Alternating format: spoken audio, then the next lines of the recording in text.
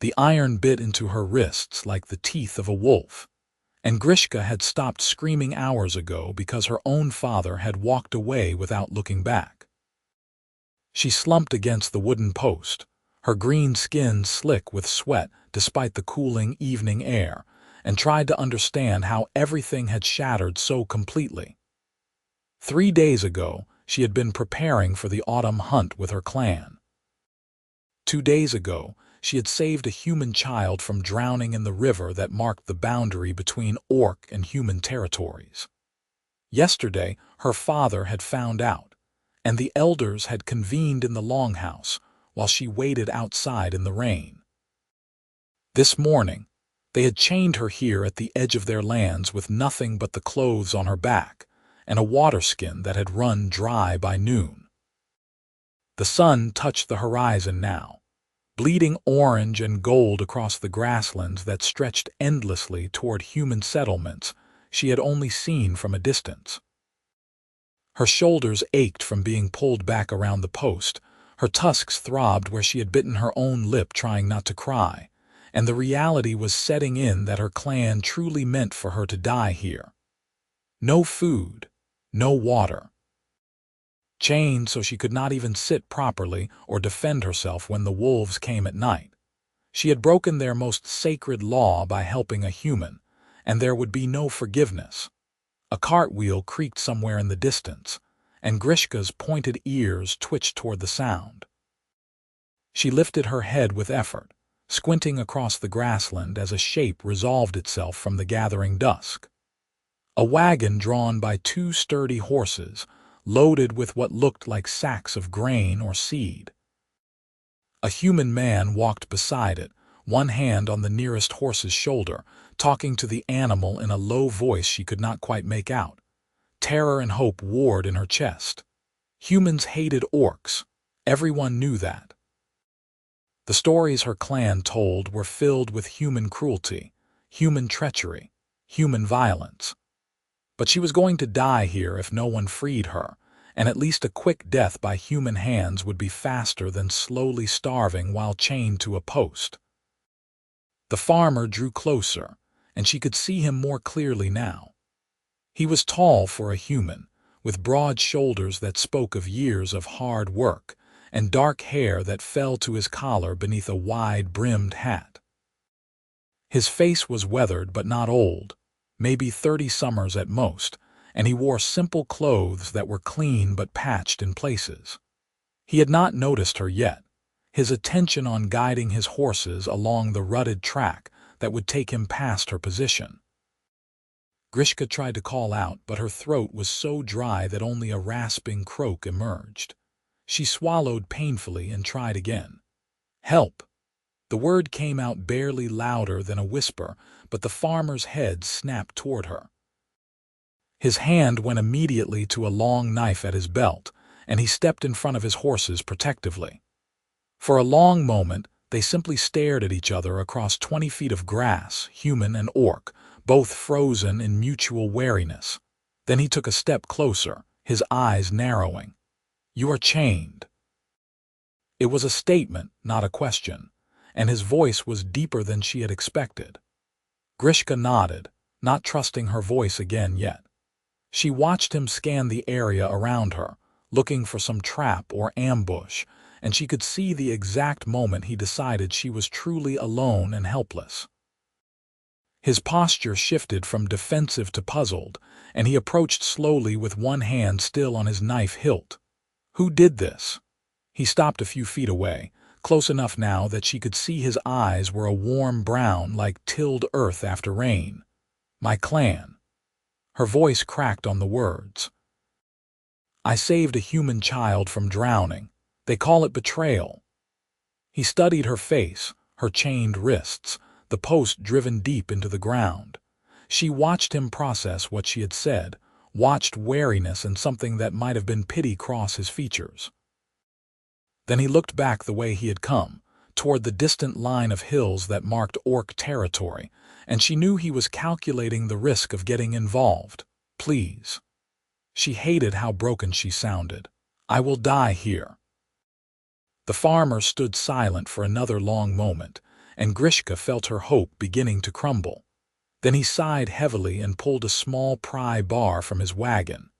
"This is probably the stupidest thing I have done all year." He knelt behind the post and examined the chains. They were good iron, orc-forged, locked with a mechanism that had no key because there was never meant to be a release.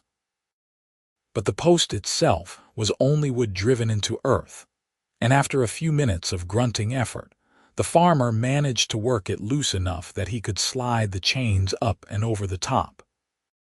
Grishka stumbled forward as soon as she was free, her legs nearly giving out after hours of being forced into the same position. Strong hands caught her elbows and steadied her, and she found herself looking up into the farmer's face from much closer than she had ever been to a human before. He smelled of hay and horse and honest sweat, and his hands were calloused but gentle as he helped her stay upright. "Can you walk?" he asked. She nodded, though in truth she was not certain. Her legs felt like water and her head was spinning from dehydration. He seemed to sense this because he kept one hand on her arm as he guided her to the wagon and helped her sit on the back edge. Then he fetched a water skin from under the driver's bench and handed it to her. "Slow," he cautioned as she reached for it desperately. "You will make yourself sick if you drink too fast." Grishka forced herself to take small sips, even though every fiber of her being screamed to gulp it down.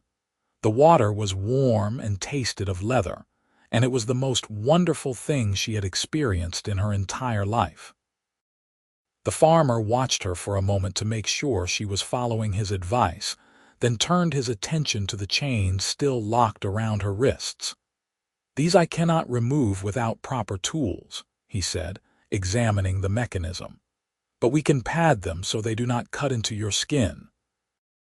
He pulled a clean cloth from his supplies and began wrapping it carefully around the iron cuffs, his movements practiced and sure. "I am Owen, by the way. Owen Osworth. Grishka." She managed to get the name out between careful sips of water. "Thank you for stopping." Owen shrugged as he finished wrapping the second cuff. "My mother raised me to help people in need. She never specified which people, so I figure that includes everyone." He stepped back and assessed her with a critical eye. "When did you last eat?" "Yesterday morning." He nodded and climbed up into the wagon, rummaging through a pack until he produced a wrapped bundle that turned out to contain bread and cheese. He broke off a portion of each and handed them to her. "Again," slowly, "your stomach is going to be angry enough as it is." Grishka ate with shaking hands, forcing herself to chew thoroughly even though she wanted to devour everything in sight. Owen leaned against the wagon beside her, his gaze scanning the darkening grassland around them. She could see tension in his shoulders in the way his hand never strayed far from his knife, and she realized he was watching for threats, protecting her, even though she was an orc and he was human and by all rights they should be enemies. "Why did you help me?" she asked between bites. Owen was quiet for a long moment. "I had a friend once," he finally said. "When I was young and stupid and enlisted to fight in the border wars, we were ambushed by raiders, not orcs but bandits who did not care which side they robbed. I was injured, trapped under my dead horse, and everyone else in my unit was dead or dying. An orc warrior found me." He looked at her directly. "She could have killed me easily. Instead, she pulled me free, gave me water, and pointed me toward the nearest human settlement. Never said a word, just vanished back into the trees. I have wondered about her for 12 years now, wondered why she showed mercy when our peoples were at war." Grishka felt something tight in her chest loosen slightly. "You think maybe I am like her?" "I think maybe there are good people and bad people in every group, and the color of someone's skin does not determine which they are." He pushed away from the wagon and walked to check on his horses, giving them each a pat and a murmured word of reassurance. "We need to keep moving. I have a farm about 2 hours from here, and I would rather be behind walls before full dark." She slid down from the wagon, testing her legs. They held her weight now, though she still felt shaky. "You would take me to your home." Owen gave her a look that was equal parts exasperated and amused. "I am not leaving you out here. Come on, you can ride in the back of the wagon. Try to rest if you can." Grishka climbed into the wagon bed, settling herself among the sacks of seed grain as comfortably as the chains would allow. Owen clucked to his horses, and the wagon lurched into motion, wheels creaking as they followed the rutted track through the grasslands. The sky above deepened from orange to purple to indigo, and stars began to emerge one by one like holes in a dark cloth. She must have dozed despite her intentions because she jerked awake when the wagon stopped. Owen was climbing down from the driver's bench, and by the light of a rising moon she could see they had arrived at a small farmstead. There was a barn, a house, a chicken coop, and what looked like fields stretching away into the darkness. Everything was neat and well maintained, with the air of a place where someone worked hard and took pride in their work. "Home," Owen said, offering her a hand down from the wagon. "Let me get the horses settled, then we can deal with those chains." Grishka followed him into the barn, breathing in the familiar smell of hay and animals. Owen moved through the space with the ease of long practice, unhitching his horses and leading them to their stalls, pulling off their harnesses and rubbing them down while they munched contentedly on the grain he poured for them. She watched him work, noting the gentle way he handled the animals, the care he took to check their hooves and make sure they had fresh water. He talked to them in a low, soothing voice, telling them about his day, thanking them for their hard work. When he was finished, he led her to the house, which was small but cozy, with a main room that served as kitchen and living space, and what looked like a sleeping loft above.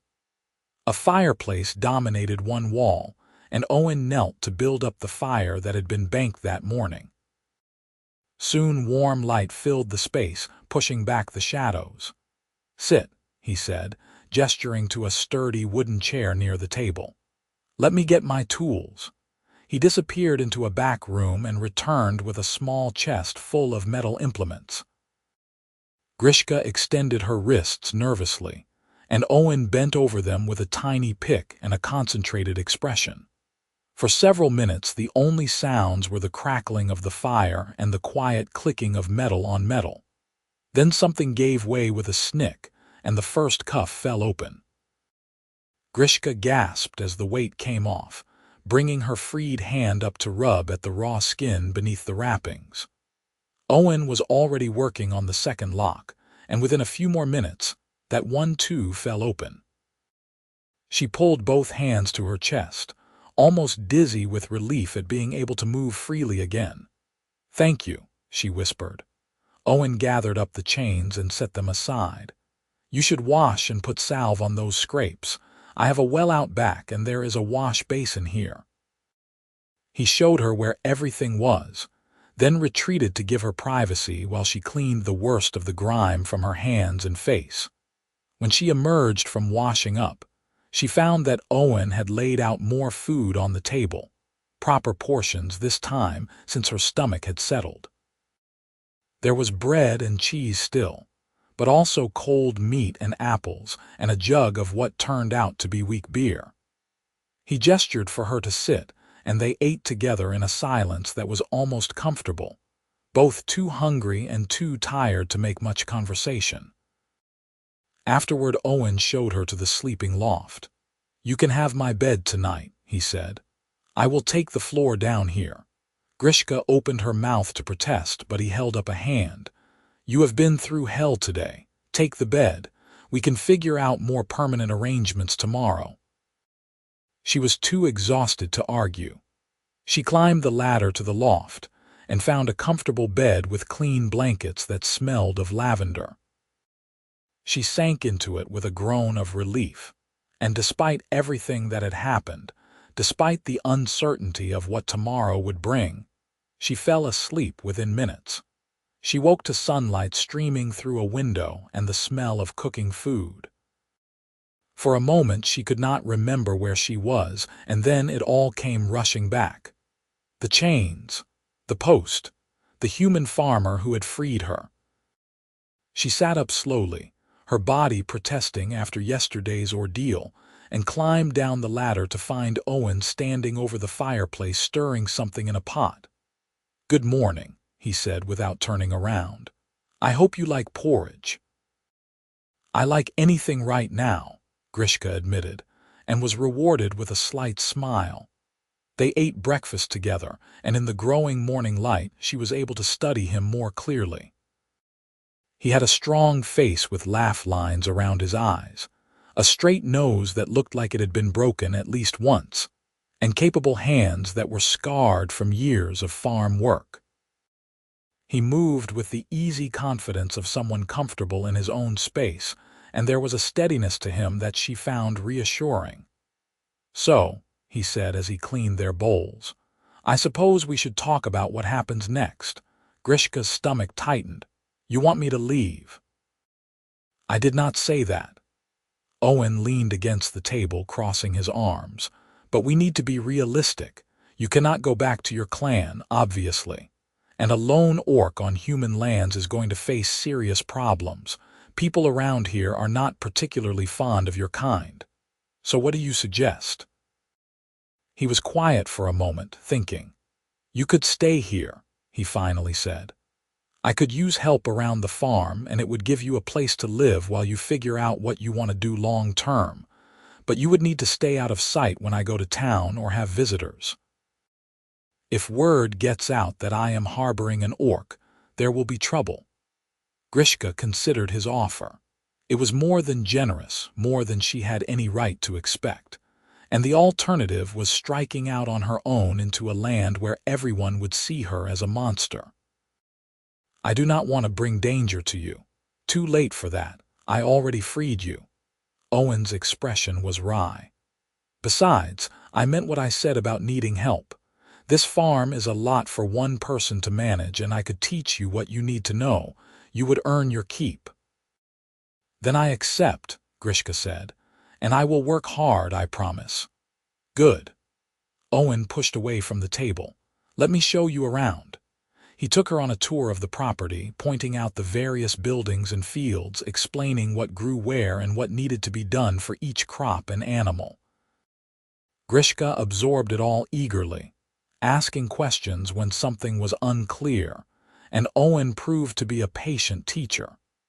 He showed her how to feed the chickens and collect eggs, how to milk the goat he kept for fresh milk and cheese, how to check the vegetable garden for pests and weeds.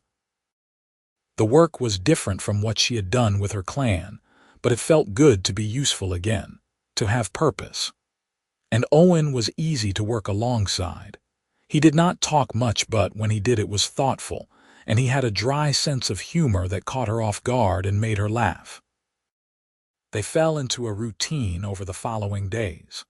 Up at dawn to handle the morning chores, then work in the fields until the midday heat drove them to rest in the shade. Owen would prepare simple meals and they would eat together, sometimes in silence, and sometimes making quiet conversation about the work or the weather. Afternoons were spent on whatever needed doing: mending fences, repairing tools, preserving food for winter. Evenings they would sit by the fire, and Owen would read aloud from the handful of books he owned while Grishka mended clothes or prepared vegetables for the next day. It was peaceful in a way Grishka had never experienced. Her life with the clan had been full of noise and activity, communal living where privacy was rare and expectations were rigid. Here on the farm there was space to breathe, space to think, space to simply exist without constantly proving her worth or strength. But she was always aware that it was temporary, that she was hidden, that the humans in the nearby town would see her as something to be feared and destroyed. Owen went to town once a week for supplies and to sell his produce, and on those days Grishka would stay close to the house, watching from the windows for his return. He always came back with stories about the people he had seen, the gossip he had heard, treating her to descriptions that made the human world a little less mysterious and frightening. 3 weeks after Owen had freed her, he returned from town with a troubled expression. Grishka knew immediately that something was wrong. "What happened?" she asked as he unhitched his horses. Owen was quiet until they were inside the house with the door firmly closed. Then he sighed and sat heavily at the table. "There are soldiers in town. A patrol from the capital, looking for orcs who have crossed into human territory. Apparently there have been some raids on outlying farms and people are scared." Grishka felt her blood run cold. "Did they ask about me?" "No one knows you are here, so no. But they are questioning everyone, and they will be making rounds to the farms to check for any signs of orc activity." He looked at her directly. "If they find you here, it will be bad for both of us. Then I should leave." "And go where?" Owen's voice was sharp. "You would not last 2 days on your own out there, not with soldiers actively hunting for orcs. I will not let you be punished for helping me. Too damn late for that." He ran a hand through his hair in frustration. "We need a plan, something that will let you hide if the soldiers come here."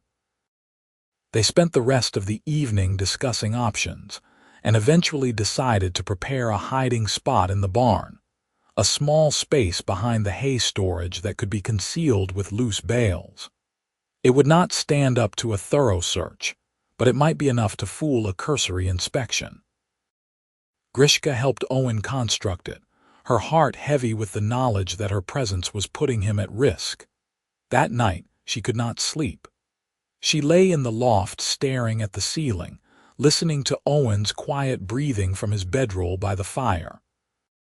He had given up trying to convince her to keep the bed after the first week, and now they took turns, though he still insisted she use it more often than he did. She thought about how much her life had changed in such a short time, how this human man had shown her more kindness than her own blood family, how comfortable she had become in his presence. And she thought about how much it would hurt to leave. The soldiers came 4 days later. Grishka was in the garden when Owen spotted them approaching, 3 men on horseback riding up the track toward the farm. He called out to her sharply, and she dropped her basket and ran for the barn, squeezing into the hiding space they had prepared. Owen quickly stacked hay bales in front of her, leaving just enough space for air, and she pressed herself into the corner and tried to breathe quietly. She could hear voices from outside, muffled but audible. The soldiers greeting Owen, asking questions. Owen's responses were calm and measured, the voice of a man with nothing to hide. There was a long stretch where she could not make out what was being said, and then the barn door creaked open and heavy footsteps entered. Grishka held her breath. "Just checking for any signs of forced entry or disturbance," one of the soldiers said. She could hear him walking around, the rustle of his armor, the sound of something being poked or moved. "You keep a tidy barn, farmer." "I take pride in my work," Owen replied evenly. "Any trouble with orcs in this area? Raids, sightings, anything unusual?" "Nothing. It has been quiet." "Good. Keep it that way." The footsteps moved toward the door and Grishka allowed herself a tiny exhale. "You live alone out here?" There was the smallest pause before Owen answered. "Yes." "Must get lonely." "I prefer it this way." The soldiers left a few minutes later, and Grishka waited until Owen gave the all-clear before emerging from her hiding spot. She was shaking, and not just from the physical discomfort of being cramped in a small space. Owen looked shaken too, his face pale and his jaw tight. "That was too close," he said quietly.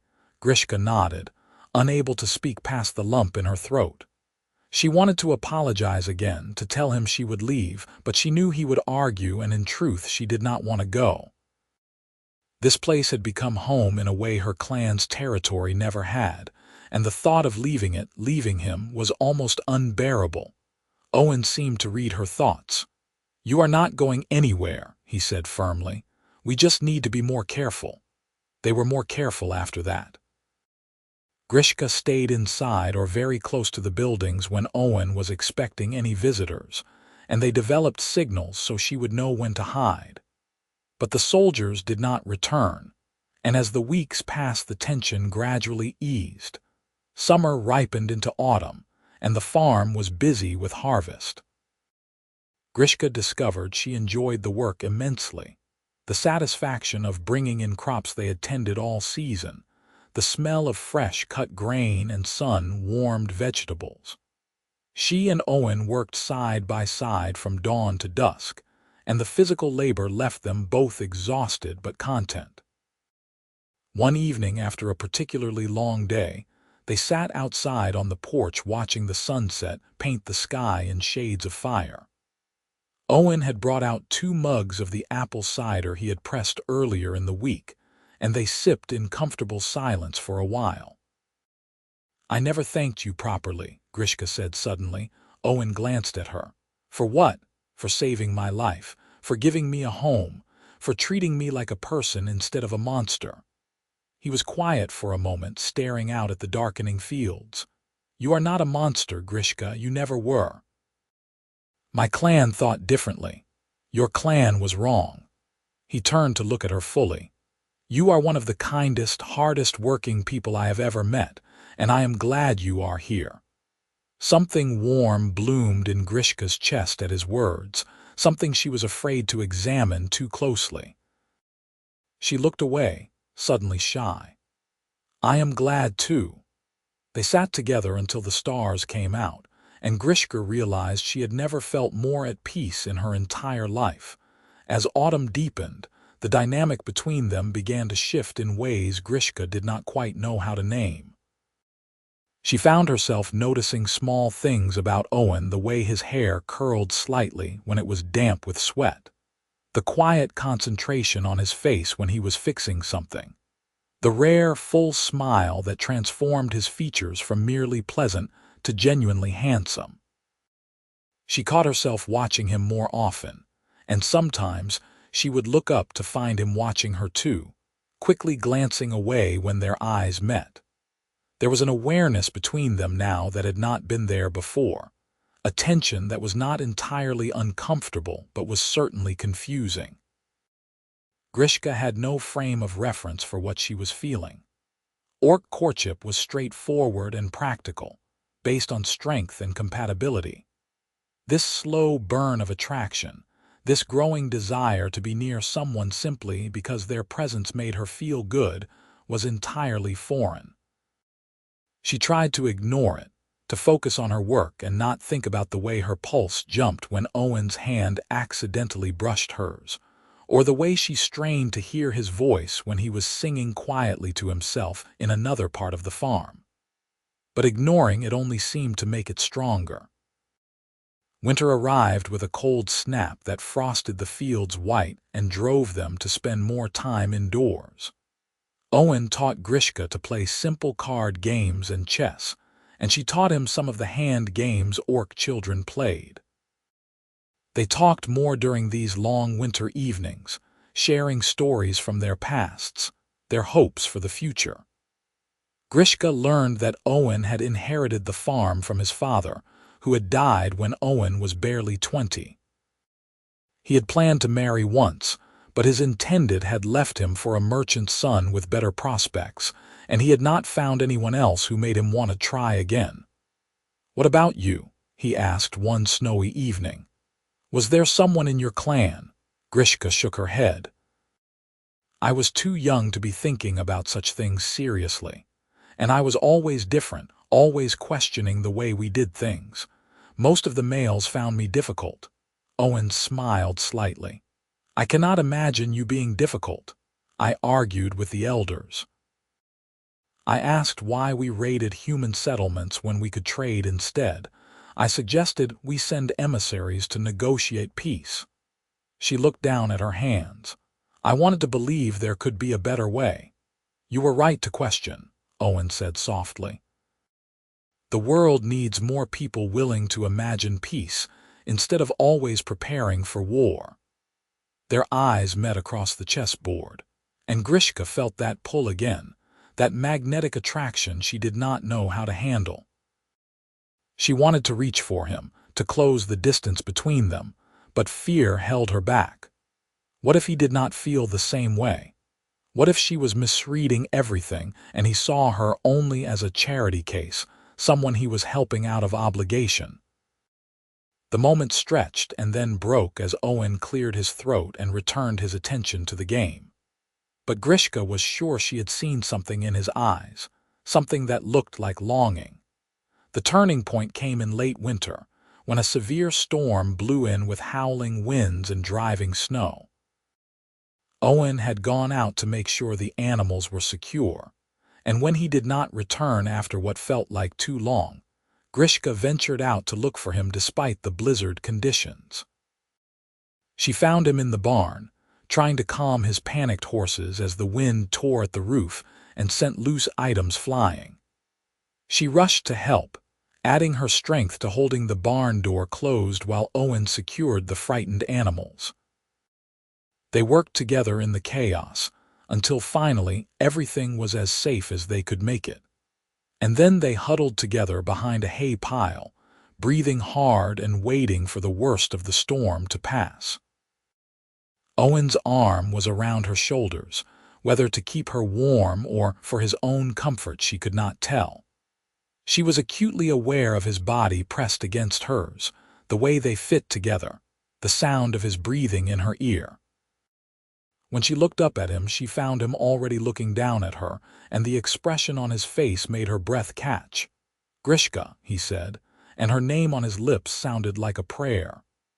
"Yes," he hesitated, and she could see him struggling with something internal. "I should not feel this way about you." Her heart was pounding so hard she was sure he must be able to hear it. "What way?" "Like I never want you to leave. Like the thought of you with anyone else makes me angry. Like I would fight anyone who tried to hurt you." He closed his eyes briefly.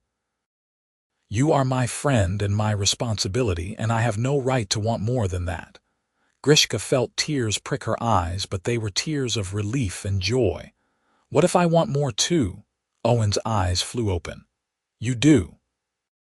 Instead of answering with words, Grishka reached up and pulled him down to her, pressing her lips to his in a kiss that was clumsy and desperate and perfect. He made a sound low in his throat and kissed her back, his hands coming up to cup her face as if she were something precious and fragile.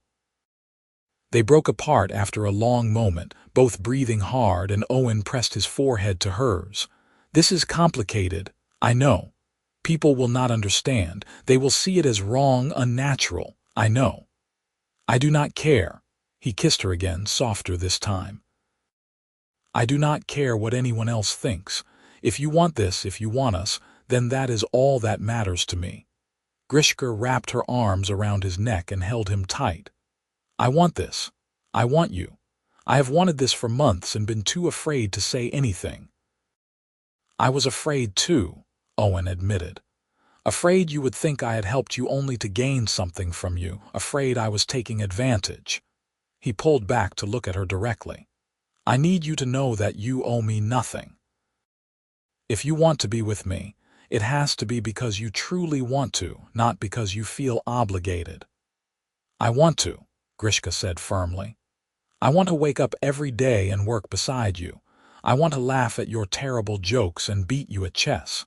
I want to fall asleep listening to you read. I want everything." Owen kissed her again, and this time it was deep and full of promise. The storm raged outside, but inside they were warm and safe and together, and Grishka felt like she had finally found the place where she belonged. They returned to the house when the wind died down, holding hands and stealing glances at each other like nervous youths. Everything was the same and yet completely different. When they sat by the fire that evening, Grishka leaned against Owen's shoulder and he wrapped his arm around her, and it felt like the most natural thing in the world. "What do we do now?" she asked quietly. Owen was thoughtful. We keep living our lives, we keep working the farm. We figure out how to make this work. And when people find out, then we deal with it together. He pressed a kiss to the top of her head. I will not hide you, Grishka, not forever. You deserve better than that. She knew he was right, but the thought of facing human prejudice, of seeing disgust or hatred in the eyes of Owen's neighbors made her anxious. They will try to separate us. They can try. Owen's voice was firm, but I am not letting you go, not for anyone. His certainty helped ease her fears, and she allowed herself to relax into his embrace. Tomorrow they could worry about the future. Tonight she just wanted to savor this feeling of being loved and wanted. The winter passed more quickly after that. Their relationship deepened and matured, moving beyond the initial rush of attraction into something solid and lasting. They learned each other's rhythms and habits, learned how to work together even more smoothly, learned how to communicate without words through simple touches and glances. Grishka had never been happier. Every day felt like a gift, and she threw herself into making the farm the best it could be. She repaired the fence in the north field that had been falling down, reorganized the barn for better efficiency, and started planning an expansion to the vegetable garden for spring. Owen watched her with undisguised pride and affection, and often told her he did not know what he had done without her. But reality could only be held at bay for so long. As winter thawed into spring and the roads became passable again, Owen had to return to his weekly trips to town. The first few times he went alone as usual, but Grishka could see it was weighing on him, having to leave her behind and pretend she did not exist. I want you to come with me, he said one morning over breakfast. To town. Grishka's hand stilled on her mug. That is too dangerous, maybe. But I am tired of hiding, tired of acting like you are some shameful secret. He reached across the table to take her hand. You are the woman I love. I want people to know that. They will hurt you, Grishka said desperately. They will see you as a traitor. Some might. But others might surprise us. Owen squeezed her hand. And even if everyone turns against me, I would rather face that than keep pretending you do not exist. Grishka felt torn between fear and a desperate longing to be acknowledged, to be allowed to exist openly as herself. What if they try to take me away? I will not let them. Owen's voice was steel. You are under my protection on my land, and I have broken no laws by allowing you to stay. The worst they can do is refuse to do business with me, and I can live with that. You could lose everything. You are everything. He stood and came around the table to pull her into his arms. Please trust me. Grishka buried her face in his chest, breathing in his familiar scent. She was terrified, but she trusted Owen more than she had ever trusted anyone. If he believed they could do this, then she had to try. All right, I will come with you. They prepared carefully for the trip to town. Grishka wore her cleanest clothes and Owen gave her a cloak with a hood, though he insisted she did not need to hide her face. The ride to town took about an hour, and with every mile, Grishka felt her anxiety growing. She kept imagining the reception they would receive, kept picturing angry mobs or soldiers dragging her away. But when they arrived at the small market town, nothing dramatic happened. People did stare as Owen helped Grishka down from the wagon, and she heard gasps and murmurs as her green skin and tusks became visible. But no one attacked, and no one screamed. They simply stared in shock and confusion. Owen kept his hand firmly on her arm, not restraining but supporting, and led her through the market square. He stopped at the general store first, the same place he always bought his supplies, and walked in with Grishka right beside him. The shopkeeper, a thin, older man with spectacles, froze when he saw them. Owen, you brought an orc into my store. I brought Grishka, Owen corrected calmly. She lives with me and she needed some things. The shopkeeper looked between them, clearly trying to process what was happening. "You are sheltering an orc. I am living with the woman I love," Owen said simply. "Now, do you have those nails I ordered, or should I take my business elsewhere?" There was a long, tense silence. Then the shopkeeper sighed and went to retrieve the nails. "Your money is good, Owen, even if your judgment is questionable, but people are going to talk. Let them talk." Owen paid for the nails and several other items, then guided Grishka back outside. They made several more stops, and each time the reaction was similar. Shock, discomfort, a few harsh words, but no violence and no one refusing to serve them. Grishka began to relax slightly, though she remained hyper-aware of every stare and whisper. Then they encountered a problem. A group of young men, probably farm workers based on their clothes, blocked their path as they returned to the wagon. The leader was a big man with a mean face and a sneer that made Grishka's skin crawl. "Heard you brought an orc to town, Osworth," he said loudly, attracting the attention of everyone nearby. "That true? It is none of your business," Owen replied evenly. "It is our business when you bring monsters into our midst." The man spat on the ground near Grishka's feet. "What are you thinking, keeping one of those things on your farm? You gone soft in the head." Grishka felt Owen tense beside her. "I suggest you watch your mouth." "Or what, you going to let your pet orc hurt me?" The man laughed and his friends joined in. "That is what they do, you know. Orcs. They hurt people, kill people. It is in their nature." "Grishka has hurt no one," Owen said, his voice dangerously quiet.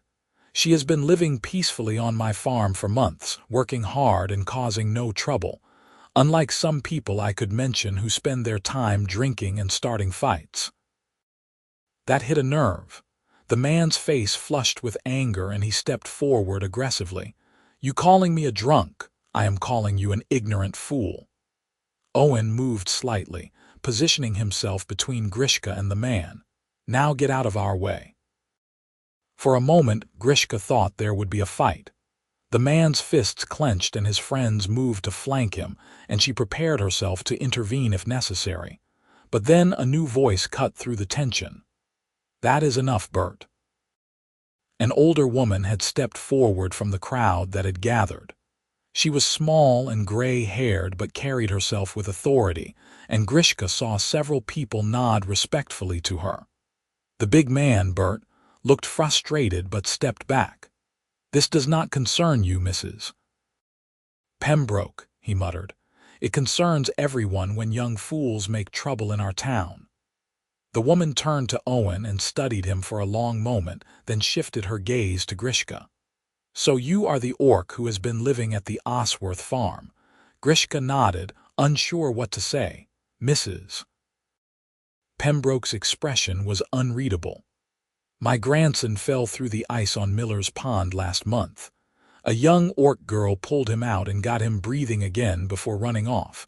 I never got a chance to thank her." Grishka's breath caught.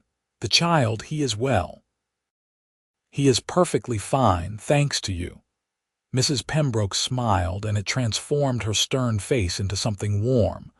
"You saved my grandson's life, and then your own people cast you out for it. That is the story I have heard anyway." "It is true," Grishka whispered. "Then as far as I am concerned, you are welcome in this town." Mrs. Pembroke looked around at the gathered crowd.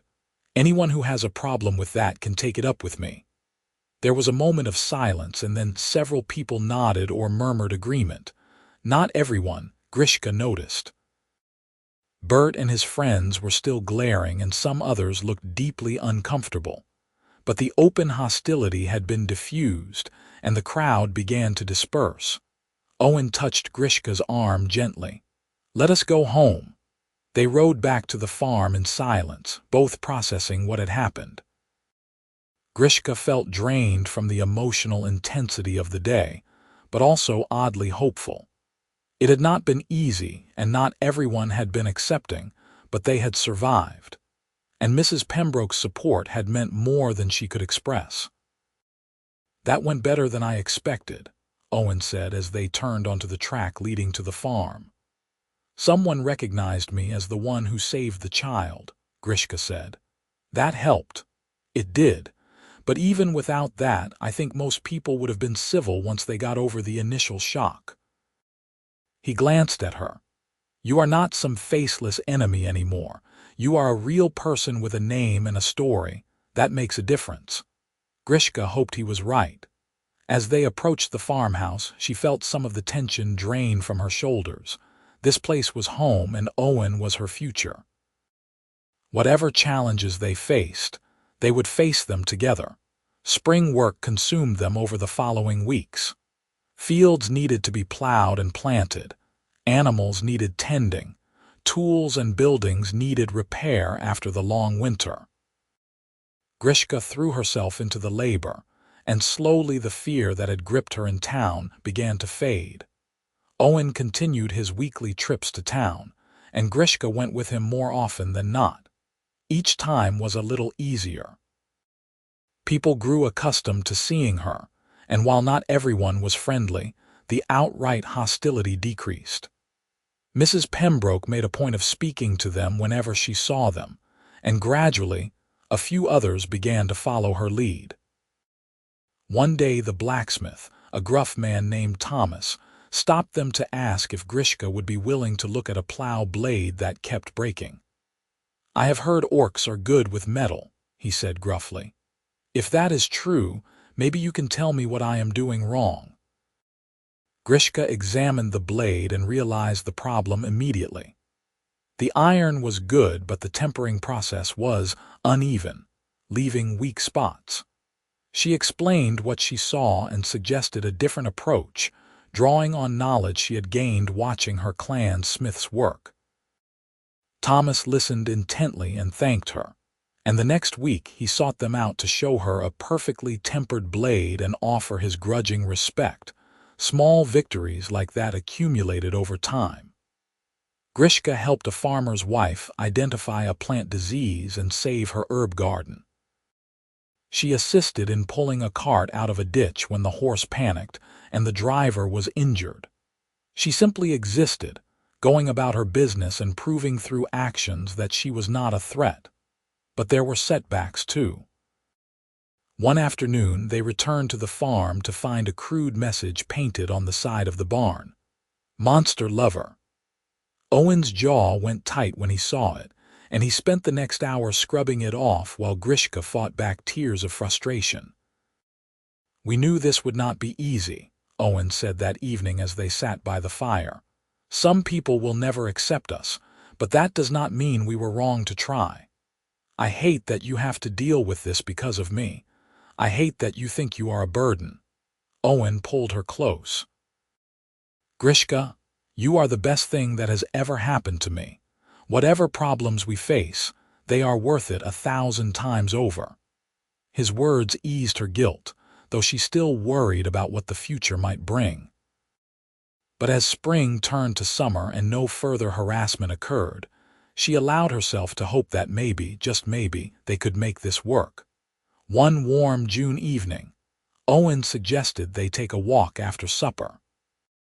They strolled through the fields hand in hand, watching fireflies dance in the gathering dusk and listening to the chorus of frogs from the nearby stream. It was peaceful and perfect, and Grishka felt a contentment so deep it was almost painful. Owen led her to a spot where an old oak tree grew at the edge of his property, its massive trunk gnarled with age and its branches spreading wide. He stopped there and turned to face her, and Grishka saw that he was nervous. "I have been thinking," he said, "about us and the future."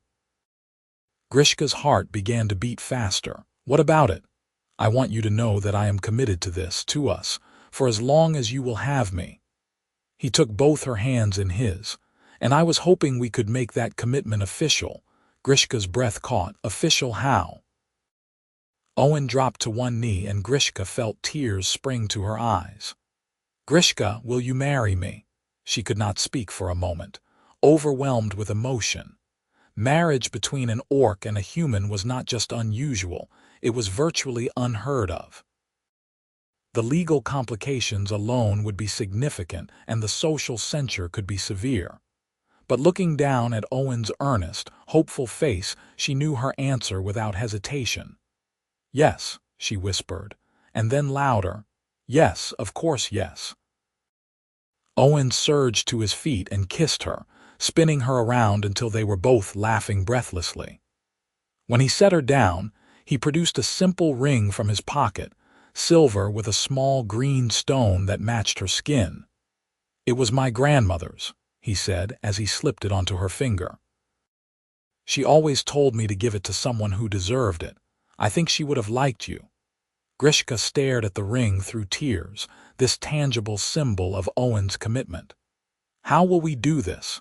Will anyone agree to perform a marriage ceremony for us? I have been asking around discreetly. There is a priest in the next county who is known for being progressive. I think he might be willing to help." Owen cupped her face gently.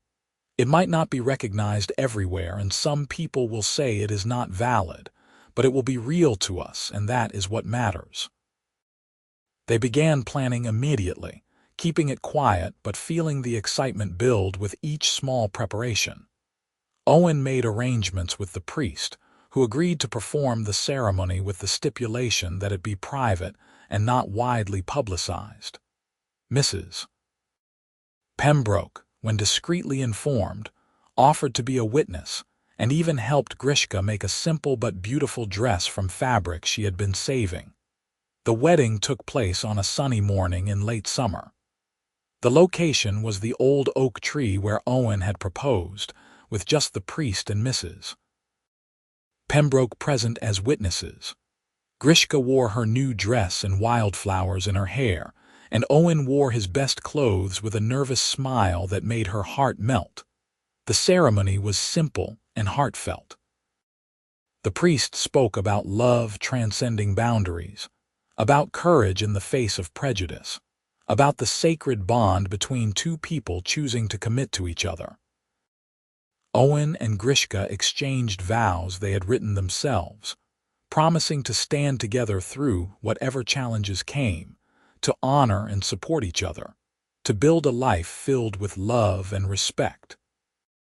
When the priest pronounced them married and Owen kissed her, Grishka felt like her heart might burst with joy. Mrs. Pembroke dabbed at her eyes with a handkerchief and hugged them both, wishing them every happiness. They celebrated quietly at the farm that evening, just the two of them, eating a special meal Owen had prepared and dancing to music he played on a battered fiddle Grishka had not known he owned. They made love for the first time that night, exploring each other with tenderness and passion, learning how their bodies fit together and what made each other gasp with pleasure. Afterward, lying tangled together in bed, Owen traced lazy patterns on Grishka's arm and said, "I never thought I would find this. Never thought I would find someone who understood me so completely." Grishka pressed a kiss to his shoulder. "I never thought I would have a home again after my clan cast me out. But this, with you, is more of a home than I ever had with them." They fell asleep wrapped in each other's arms, and Grishka dreamed of a future filled with possibility. Word of their marriage spread gradually through the community, and reactions were mixed. Some people were scandalized, refusing to do business with Owen anymore or crossing the street to avoid them. Others were more accepting, or at least willing to give them the benefit of the doubt. The local miller shrugged and said he did not care who Owen married as long as he paid fair prices for grain. The baker's wife admitted she thought it was romantic, two people from different worlds finding love. The real test came when autumn arrived, and Owen received a summons to appear before the town council. Grishka's stomach churned with anxiety as they prepared for the meeting, terrified that they would try to nullify the marriage or force them apart. The council consisted of 5 prominent citizens, including Mrs. Pembroke and a stern magistrate named Judge Harrison, who had a reputation for being fair but rigid in his interpretation of the law. They sat behind a long table in the town hall while Owen and Grishka stood before them, and the atmosphere was tense. Judge Harrison opened the proceedings. "Owen Osworth, you have entered into a marriage with an orc. This is highly irregular and raises several concerns." "What concerns specifically?" Owen asked calmly. "Legal ones, for starters. Marriage laws were written with human unions in mind. There is no precedent for this situation." The judge consulted some papers in front of him. "Additionally, there are those in this community who believe your actions constitute a betrayal of your own kind." "I have betrayed no one," Owen said firmly. "I have married the woman I love. She has broken no laws and caused no harm." "If others are uncomfortable with that, it is their problem, not ours."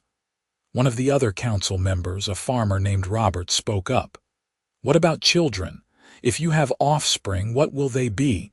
How will they be treated?" Grishka felt heat rise to her cheeks, but Owen squeezed her hand and answered steadily. "Any children we have will be loved and raised with the same values we hold. Beyond that, I do not see how it is anyone's concern but ours." "It is our concern when those children might face discrimination or hardship," Robert argued. "We have a responsibility to consider the welfare of all residents." "Then I suggest you address the discrimination rather than punishing us for existing," Grishka said, surprising herself with her boldness. "I have done nothing but work hard and try to be a good neighbor. If people choose to hate me for my green skin, that is their failing, not mine." There was a long silence. Then Mrs. Pembroke cleared her throat. "I have known Owen Osworth his entire life. He is a good man, honest and hardworking. If he has found love with this woman, then I see no reason to interfere. As for the legal questions, perhaps this is an opportunity to expand our understanding of marriage rather than cling to outdated definitions." Judge Harrison frowned thoughtfully. "You raise an interesting point. The law is meant to serve justice, not to prevent people from living their lives in peace." He looked directly at Owen and Grishka. "I am not prepared to nullify your marriage. However, I must warn you that not all communities will be as accepting. If you travel beyond our borders, you may face legal challenges elsewhere." "We understand," Owen said, "and we are prepared to deal with that if necessary." "Very well." The judge made some notes on his papers. "This council recognizes your marriage as valid within our jurisdiction. You have the same rights and responsibilities as any married couple." Meeting adjourned. Grishka felt weak with relief as they left the town hall. Owen was grinning, and he picked her up and spun her around right there in the street, not caring who saw. "We did it," he said. "They recognized us. We are truly married in the eyes of the law." Grishka laughed and kissed him, joy bubbling up inside her. They had won. Not completely, not everywhere, but here in this place they called home, they had won. Life settled into a new rhythm after that. Grishka was no longer a hidden secret, but an acknowledged part of the community. She still faced prejudice from some, but she also began to develop genuine friendships. Mrs. Pembroke visited regularly and taught her to bake bread properly. Thomas the blacksmith asked her to help him with increasingly complex metalwork projects. A young mother named Sarah sought her advice on treating her baby's colic, and when Grishka's suggestions worked, Sarah became a staunch defender of her character. Owen watched Grishka blossom with visible pride. She was more confident now, more willing to speak up and assert herself. She laughed more easily and smiled more often. And she threw herself into making the farm as productive as possible, implementing new techniques and ideas that impressed even Owen's most skeptical neighbors. They talked sometimes about expanding, maybe buying adjacent land or diversifying their crops. They talked about building a bigger house to accommodate a growing family. They talked about the future with excitement and hope, no longer afraid that it would be taken from them. Winter came again, bringing with it snow and cold and long evenings by the fire. Grishka discovered she was pregnant in the early spring, and the news filled them both with a complicated mix of joy and anxiety. They knew their child would face challenges, would be neither fully orc nor fully human, would have to forge their own identity in a world that did not have a place prepared for them. But they also knew their child would be loved fiercely and raised to be strong and kind. That would have to be enough. Grishka's pregnancy was uncomplicated, though she tired more easily as the months progressed. Owen doted on her shamelessly, taking on extra work so she could rest, preparing special foods he thought she might enjoy, rubbing her aching back and swollen feet without complaint. She loved him more than ever, seeing the tenderness he showed as he prepared for fatherhood. Mrs. Pembroke helped them prepare for the birth, bringing supplies and advice and promising to be there when the time came. Sarah offered to help as well, having birthed 3 children herself. Grishka was touched by their support, grateful beyond words that she would not be facing this alone. The baby came in late autumn, on a night when the first frost kissed the fields. Labor was long and difficult, but Mrs. Pembroke and Sarah guided Grishka through it with experienced hands and encouraging words. Owen stayed by her side the whole time, holding her hand and whispering that he loved her, that she was doing wonderfully, that everything would be all right. When the baby finally emerged, squalling and red-faced, Grishka sobbed with relief and exhaustion. Owen cut the cord with shaking hands, and Sarah cleaned the baby gently before placing her in Grishka's arms. Their daughter was beautiful. She had Owen's brown eyes and dark hair, but her skin was a pale green, lighter than Grishka's but clearly orc-touched. Her ears were slightly pointed, and when she yawned, Grishka could see the suggestion of small tusks that might develop more fully as she grew. "She is perfect," Owen whispered, staring at his daughter with awe. "Absolutely perfect." They named her Alara, a name that worked in both human and orc traditions. She was a good baby, calm and watchful, and she captured the hearts of everyone who met her. Mrs. Pembroke declared her the prettiest infant she had ever seen. Thomas carved her a beautiful wooden rattle. Sarah knitted tiny clothes that accommodated Alara's unique proportions. Even some of the people who had been most skeptical about Owen and Grishka's marriage found themselves softening when they met Alara. It was hard to maintain prejudice in the face of an innocent child who looked at you with curious, trusting eyes. Grishka's heart swelled watching Owen with their daughter. He was a devoted father, taking on night feedings without complaint, singing lullabies in his deep voice, carrying Alara in a sling while he worked so she could be close to him. Seeing the man she loved being so gentle and patient with their child made Grishka fall in love with him all over again. As Alara grew from infant to toddler, it became clear she had inherited strengths from both parents. She was sturdier than human children her age and learned physical skills quickly, but she also showed a keen intelligence and curiosity that delighted them both. She was a happy child, full of laughter and energy, and the farmhouse rang with the sound of her playing. More years passed, marked by the rhythm of seasons and the slow, steady growth of their family and farm. Grishka and Owen added a son 2 years after Alara, a boy they named Davrin who looked more human than his sister but shared her unique heritage. The children grew up knowing they were different but never feeling ashamed of it, because their parents taught them that their mixed heritage was something to be proud of. The farm prospered under their joint management. Owen's practical knowledge combined with Grishka's innovative ideas and strength made them a formidable team, and their success was evident in the quality of their crops and livestock. They were able to buy additional land and hire seasonal help during harvest.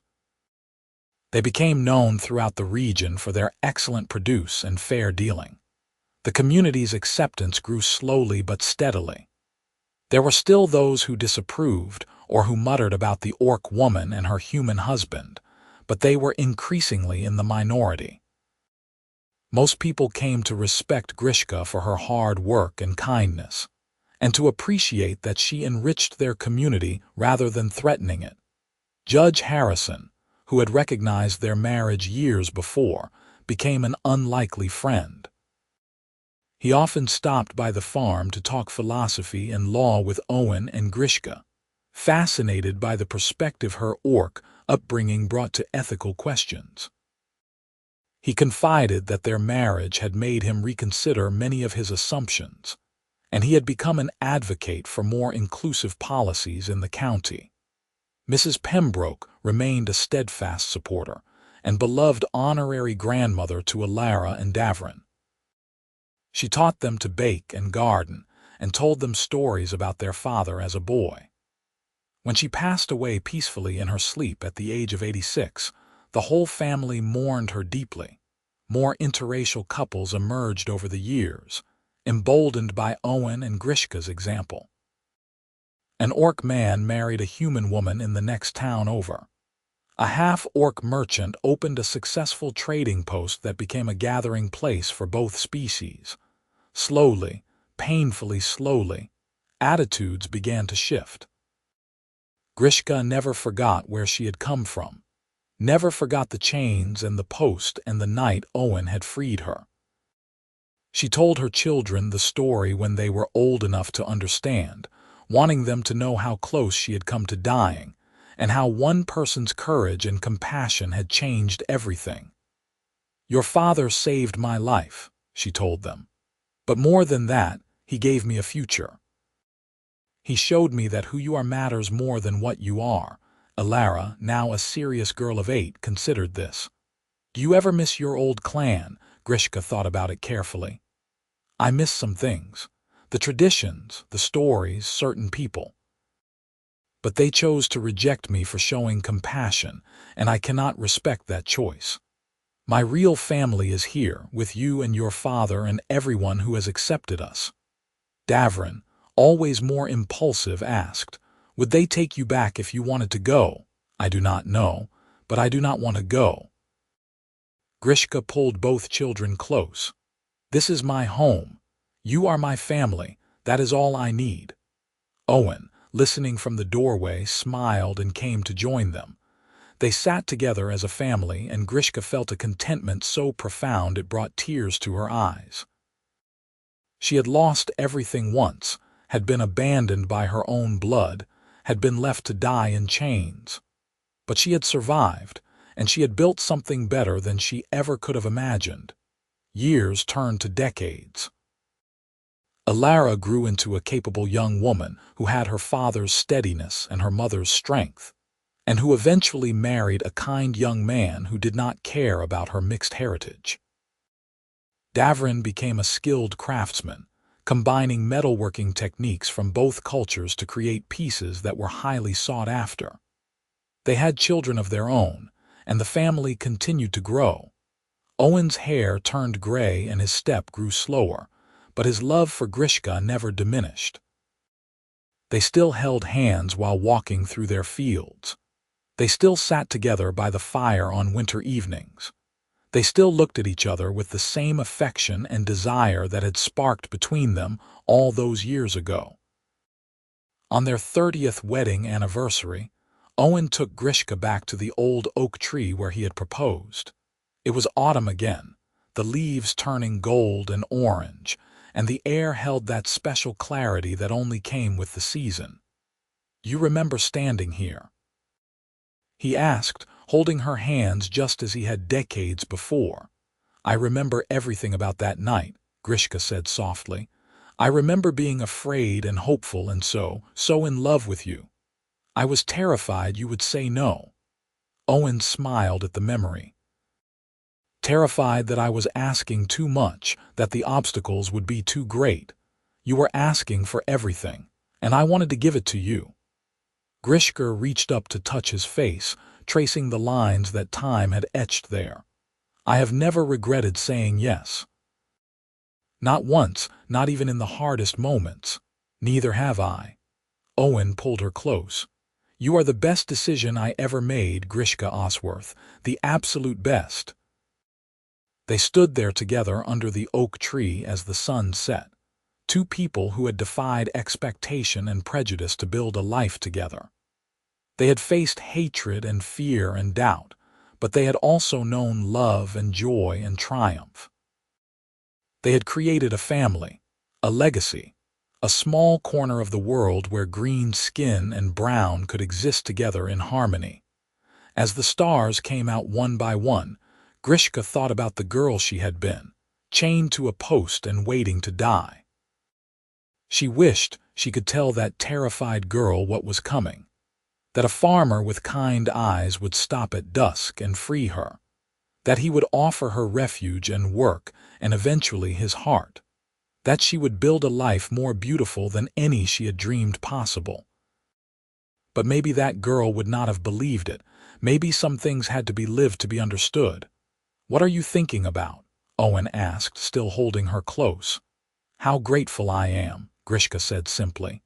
"For that evening you found me, for every day since, for all of this." Owen kissed her temple. "I am the grateful one. You made me believe in something bigger than myself. You made me better." They walked back to the farmhouse hand in hand, their path lit by moonlight and the warm glow spilling from the windows where their family waited. The house was full of laughter and life, children and grandchildren gathering for the anniversary celebration. Alara had made her mother's favorite dish. Davrin had crafted a beautiful set of candlesticks as a gift. Their grandchildren ran through the rooms playing games and filling the space with joyful chaos. Grishka stood in the doorway and looked at everything they had built, at the family that had come from one act of kindness on a dusty road at dusk. Her eyes filled with tears, but they were happy tears, grateful tears, tears of someone who had been lost and then found. Owen wrapped his arms around her from behind and rested his chin on her shoulder. "Happy anniversary, my love." "Happy anniversary," Grishka whispered back. "Thank you for saving me. Thank you for letting me." He turned her in his arms to face him. "Thank you for staying, for building this life with me, for being brave enough to believe we could make it work." They kissed, long and sweet and full of 30 years of shared history, and then they went inside to join their family. The evening was filled with food and stories and laughter, with children begging for one more tale before bed, with the comfortable chaos of a large family gathering. Later, much later, when everyone else had gone to bed and the house was quiet, Grishka and Owen sat together by the dying fire. They did not need to talk. They simply existed in each other's presence, comfortable and content, secure in the knowledge that they had chosen well and loved deeply. Outside, the autumn wind whispered through the fields they had worked together for so many years. The old oak tree stood sentinel at the edge of the property, bearing witness to the love that had taken root in its shadow. And somewhere in the darkness, a new day was waiting to dawn, full of possibility and promise. Grishka closed her eyes and felt Owen's steady heartbeat beneath her palm. She thought about chains and posts and desperate fear, about kind brown eyes and gentle hands, about taking a chance on something impossible and watching it become real. She thought about her own blood leaving her to die, and about the stranger who had given her life instead. And she knew with absolute certainty that every moment of hardship had been worth it to reach this place. This home, this family, this love. Her story had started with betrayal and abandonment, but it had become something beautiful. A tale of two people from different worlds who had dared to bridge the gap between them. a testament to the power of compassion over prejudice, of love over fear, of hope over despair. As she drifted toward sleep in the warmth of their home, with her husband's arms around her and the sound of her family's breathing filling the house, Grishka smiled. She had been freed from chains 3 decades ago, but she had found something even better than freedom. She had found belonging. She had found purpose. She had found love that would last all her days and beyond, written into the legacy of the family they had created together. The fire burned down to embers, casting a soft glow over the couple sleeping peacefully in their chairs. Outside, the moon traced its arc across the sky, and the world turned slowly toward morning. The farm slept, wrapped in the quiet contentment of a place where love had conquered all obstacles and built something lasting and true. And in the space between one breath and the next, in the stillness of a perfect moment, their story reached its close. Not an ending, because their love would continue on in their children and grandchildren, in the community they had helped transform, in the example they had set. But a completion, a full circle from that desperate twilight when a chained orc had begged for help and a passing farmer had chosen compassion. They had written their own story, defying every expectation, and it had been worth every struggle. Every tear, every hardship, every moment of doubt had been repaid 1,000-fold in happiness and fulfillment. Grishka Osworth, once abandoned to die alone, now lived surrounded by love, and that made all the difference.